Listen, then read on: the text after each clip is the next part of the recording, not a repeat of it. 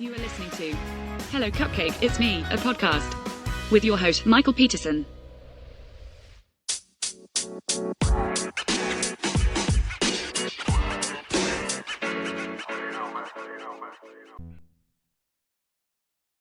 Hey everyone, Michael here with Hello Cupcake, It's Me, a podcast, and today is the Thursday podcast. It is March 13th, 2025, and thanks for hanging with me.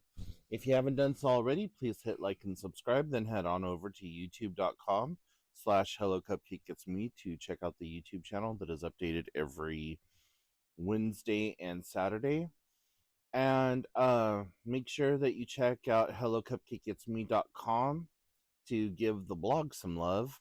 Follow me on all the different social medias and check out my book, Carpe Diem Scroto, 365 Daily Affirmations at www.cdsthebook.com. So, how the hell is everyone doing? I am sorry that these updates are getting later and later.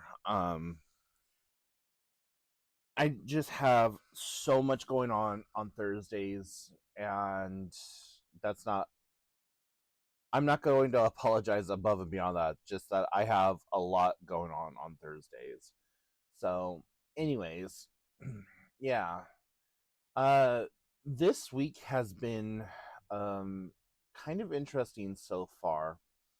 So, Tuesday, by the grace of God, we won our tournament, and we didn't think that we were going to have won our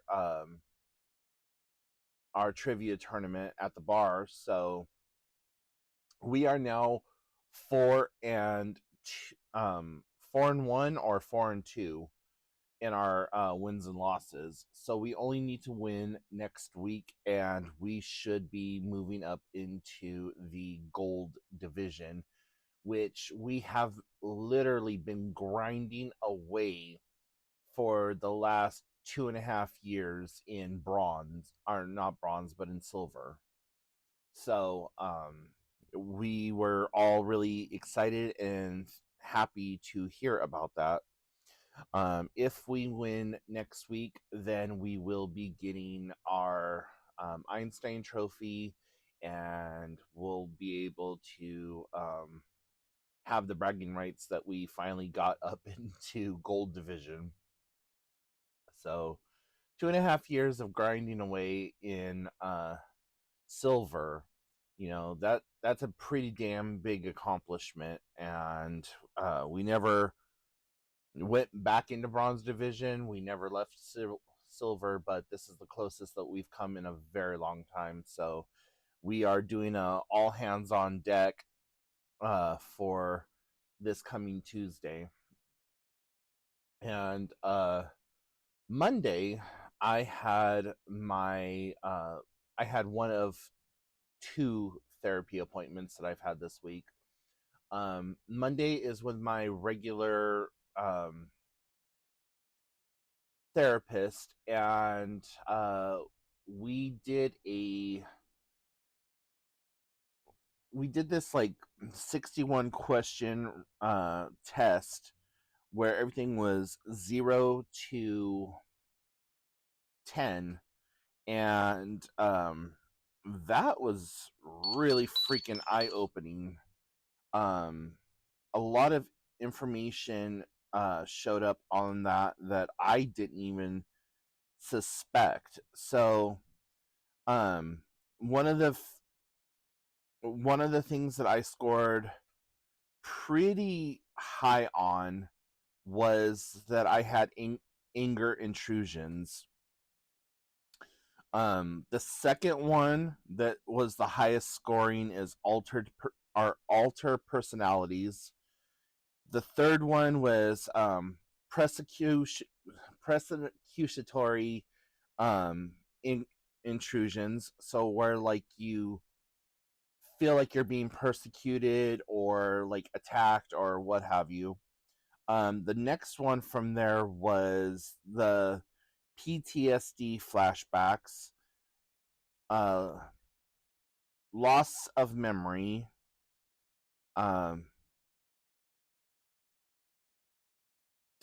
and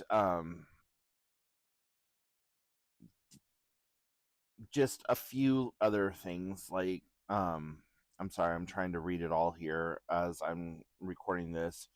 um depersonalization, then it goes to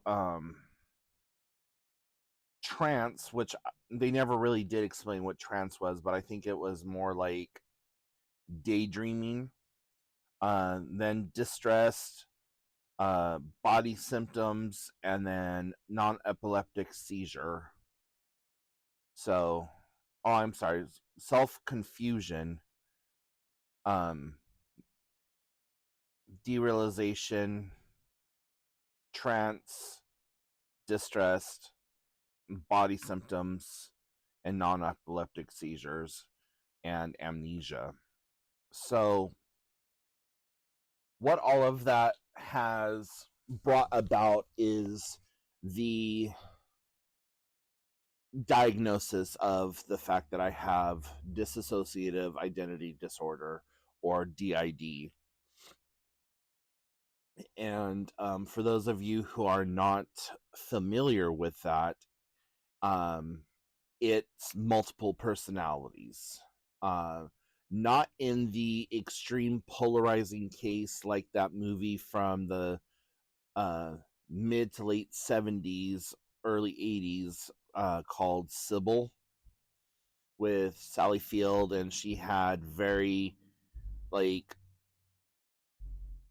very just polarized identity issues where one would come out and speak on behalf of the other, and she had like 72 personalities or whatever.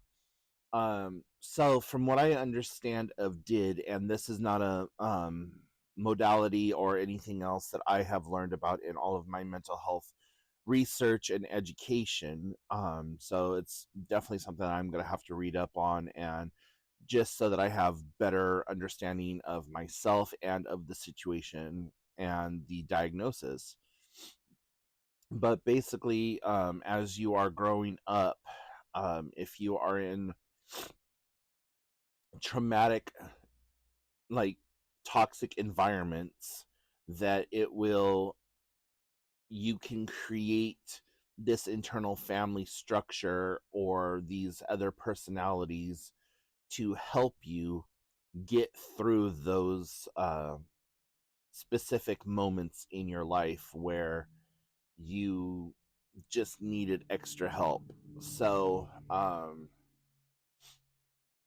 we see such a polarization of this in movies. More recently, a good movie to like kind of finger point this at is the Lord of the Rings trilogy, with Gollum. How he switched between Gollum and Smeagol. Gollum was his evil, darker, protective side that was obsessed with the ring and everything else. Smeagol was his loving, carefree, childlike, innocent side that just wanted to be friends with people and have connection. And in one part of the movie, you actually see Smeagol and Gollum talking to one another, where it looks like he's embracing himself, and he's like, there, I'll take care of you, and all this other stuff. And it's Gollum talking to Smeagol, and then you see the complete switch. It can be very polarizing, like I said, with like going in between two distinct personalities. But for me, it was really kind of scary that when I went to my ART therapist on Wednesday, that I actually, for the very first time, felt the on and off switch between the different personalities. And I just, she said, use whatever vocabulary you can to describe this, because I know this is all brand new to you. And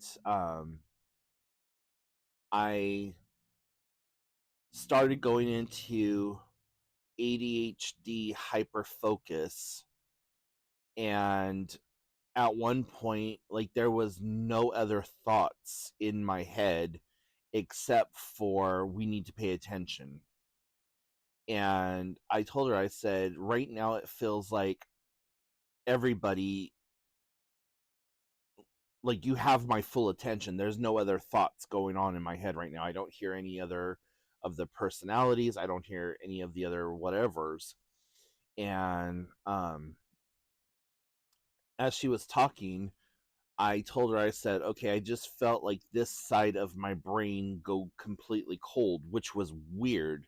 Like, that's the only way that I could describe it. Like, I felt like just one part of my brain completely shut off, and everything else was active. Like, I felt warmth all around the base of my skull and up across the top of my skull, but in the very frontal cortex of the brain on the right hemisphere at the very front, it felt like it went cold. And that was jarring and very interesting to me on how that kind of like went away, but every other part of me felt like it was activated. And then as she was talking, I felt it like kind of snap back into place, and my whole head felt, you know, the same at that point. So we did a couple of the exercises using this EMDR light bar, and that's I forget what EMDR is, but it's basically rapid eye movements. So on her light setup, there's a blue light that goes from one end of this LED bar to the other and then back. And you are supposed to stay extremely like focused and just follow that light with your eyes back and forth and not move your head.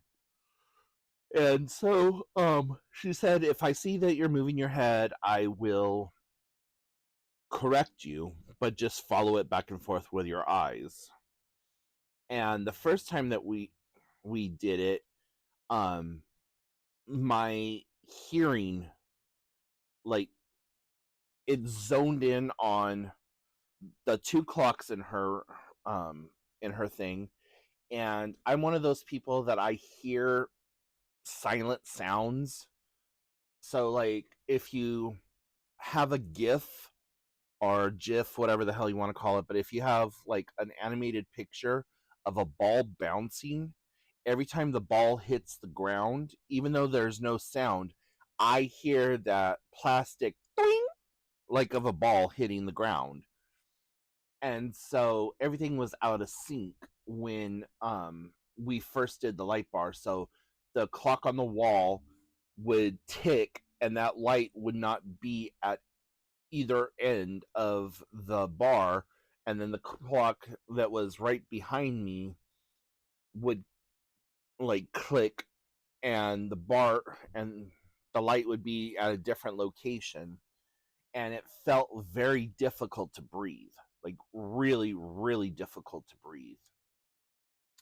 And once we stopped that, I told her, I said, I felt like I was getting ready to have an asthma attack, like I could not breathe, and that there was everything was out of sync.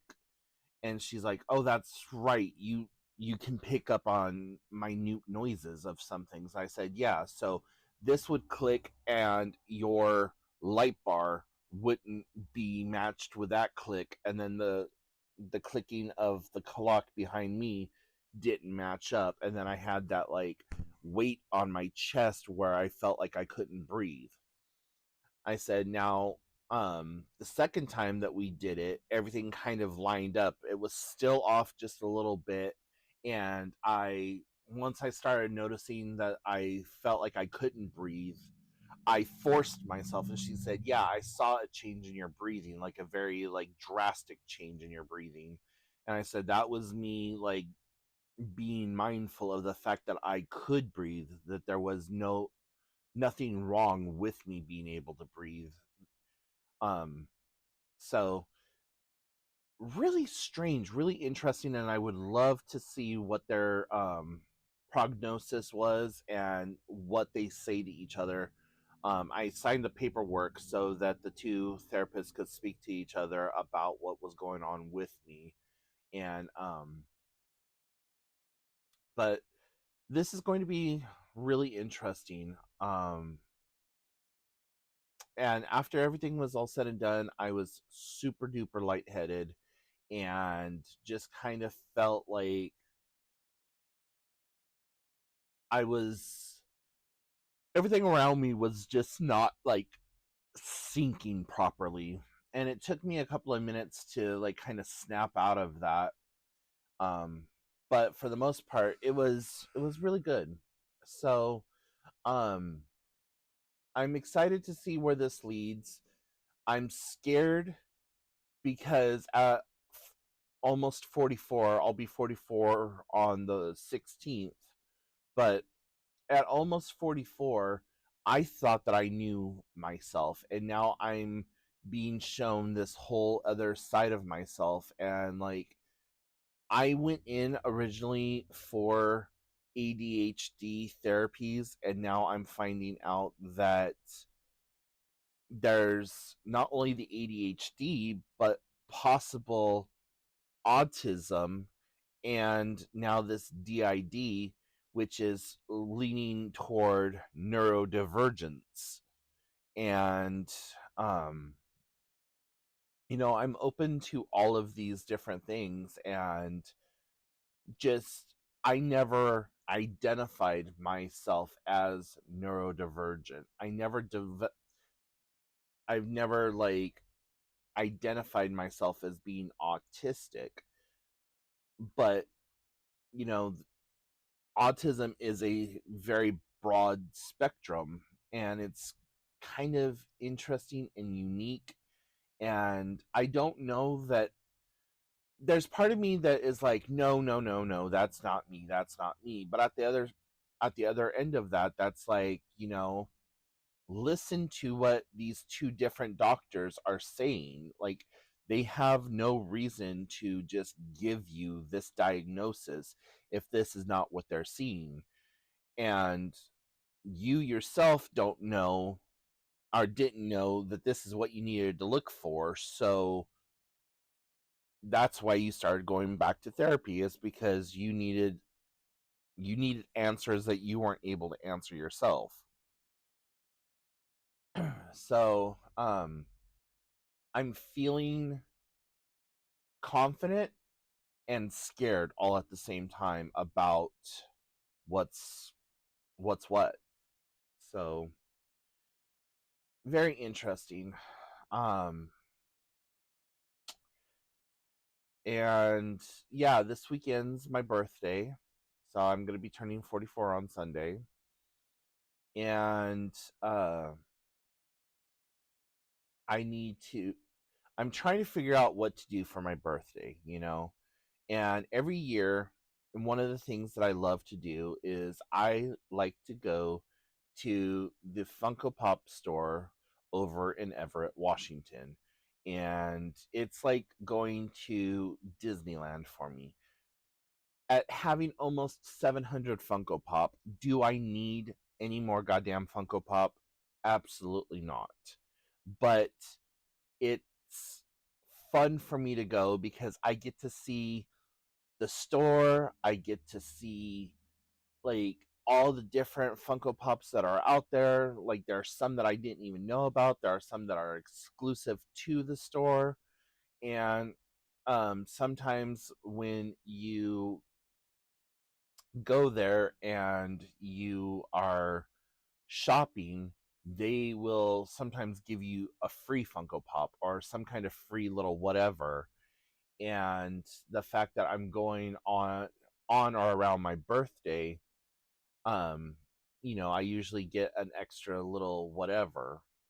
And I don't know if that's because I'm spending so much money or whatever. I typically spend about $70 to $80 or $70 to $100 whenever I go. So like I save up as much money as I can from after the holidays. Like after I do all my holiday shopping, I put $5 or $10 aside every so often just to like have money to go do shopping. And after we leave the Funko Pop store, then we go to a couple of thrift stores, and I inevitably always find something at one of the thrift stores that I really like or want. And then we go out to eat, and then we have this donut store that we stop by, and we grab some donuts, we get back on the ferry, and we come home.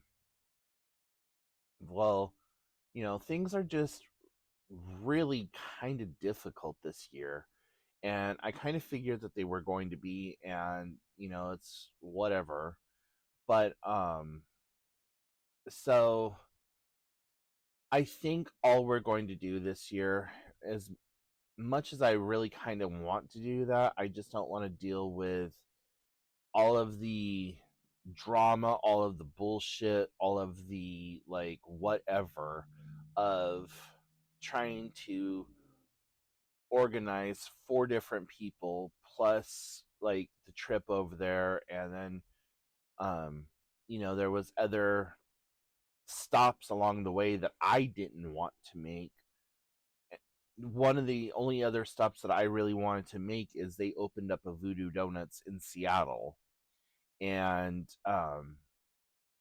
I when trying to make the plans last night with my sister, I was like, the only caveat that I have with doing anything different, um, to, for my birthday this year is I really want to go to Voodoo Donuts. Like I love Voodoo Donuts, and when we were down in Oregon, we didn't get to go, even though we were only like uh, 6 or 7 miles from the downtown Oregon Voodoo Donut, um, Portland, Oregon Voodoo Donut location. So my sister's like, absolutely not. That's out of the way, and blah blah blah. I'm like, it's really not that far out of the way. Like, if we take this ferry, we can go straight over to Seattle, and then we drive up, grab our donuts, get on the 5, and then drive into Everett,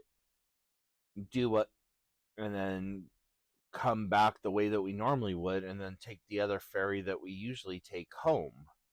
Like, you know, but it's it's whatever. So as of right now, the plan is that we are just gonna get together um, Saturday, have lunch, and that's pretty much it. My niece said that she wants to take me to the bar on Saturday for my birthday, and that me and her will probably go and do like a lunch or something together. So it's gonna be interesting. And then on my actual birthday on Sunday, um, I want to try to hang out with one of my friends and maybe go to the movies or something like that. So I don't know. I gotta try to make plans with them, and that's kind of difficult to do because of their work schedule or whatever. But I really just don't have any energy to put toward my birthday this year. Um, and anytime that I make any plans for my birthday, they always seem to fall through, or there's some kind of cataclysmic event that happens. And so I tell people not to make plans for my birthday, just like, the night before tell me, hey, we're going to do XYZ. Like, you know, the last time that I had something big planned for my birthday where I was looking forward to it and there was like a group of us getting ready to go do something, COVID hit. And so times before that, it's just been really catastrophic and everything else. Like, I know that it's psychosomatic, but just sitting here talking about it, all of a sudden, like, the winds picked up and it is really windy and dark and overcast, where it's been really nice and bright and sunny all day long. So, it's one of those, like, oh, the impending day of birth is at hand, like some apocalyptic scene. But anyways, so yeah, that's kind of like what's been going on. Last week, and I think I may have mentioned this in last week's podcast, but last week for my birthday, me and my friends Sheila and Patty got together, and we celebrated mine and Sheila's birthday, and we just had like a little birthday breakfast brunch thing, and that was really nice.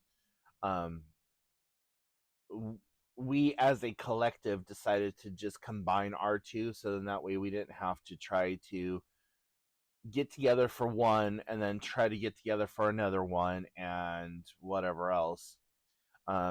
And I know that kind of takes away from Sheila's special day, and that takes away from mine, but at the same time, just being mindful of each other's schedules and everything else going on in each other's lives, I thought that it would just be easier that way.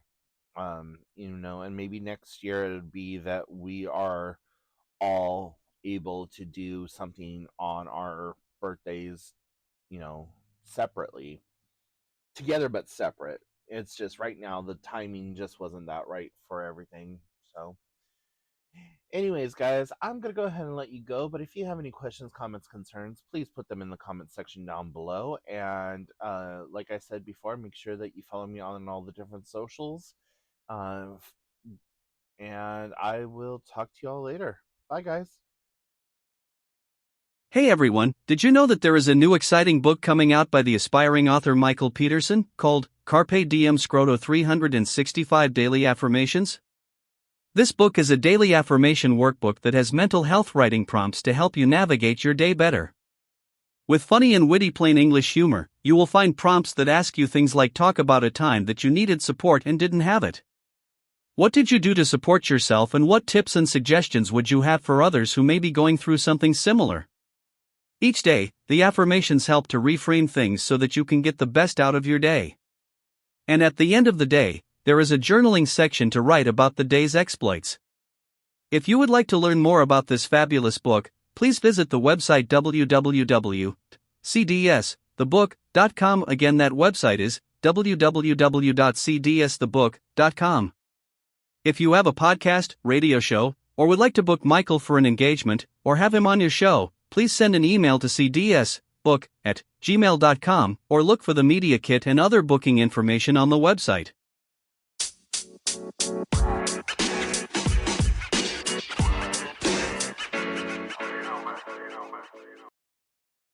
Thank you so much for tuning in. You have been listening to Hello Cupcake, It's Me, a podcast with your host Michael Peterson. Please make sure to check back often, as new episodes are released bi-weekly. If you have any questions, comments, or concerns, please feel free to send a message to hellocupcakeitsme@gmail.com.